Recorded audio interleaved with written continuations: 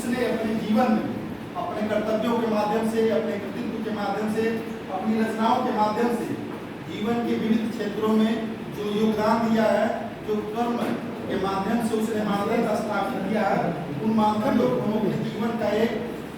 अभिन्न हिस्सा बनाए, उसको अपने जीवन का एक असली प्रेरणा बनाए, तब वास्तव में हम सभी का उनके प्रति एक अमूल्य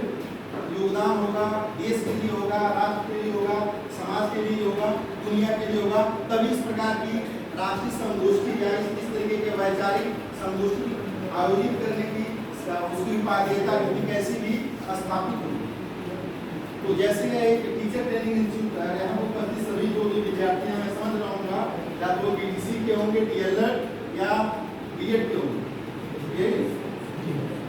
तो ऐसे व्यक्तित्व जिनका पूरा जीवन है, यानी डॉक्टर बी आर अम्बेडकर एक ऐसे व्यक्तित्व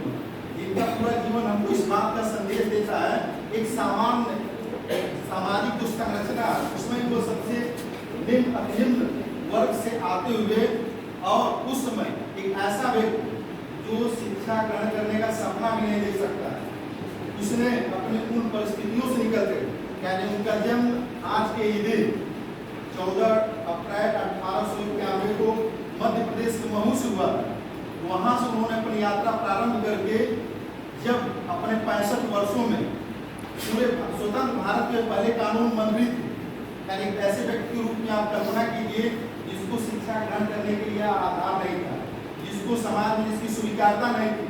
जिसको खाने के लिए भी अवसर नहीं थे, वो अपने समाज से मैट्रिक होने वाले पहले छात्र जब वो पढ़ने के लिए जाते थे तो कई बार उनको बाहर बैठने के लिए विवश कर दिया गया, और जो मेन स्ट्रीम के छात्र थे उनसे अलग पानी पीने के लिए भी व्यवस्था थी। तो उन विषयों से, उन सामाजिक परिस्थितियों से लड़ करके अपने आप को इतने बड़े देश में पहले कानून मंत्री के रूप में स्थापित कर दिया।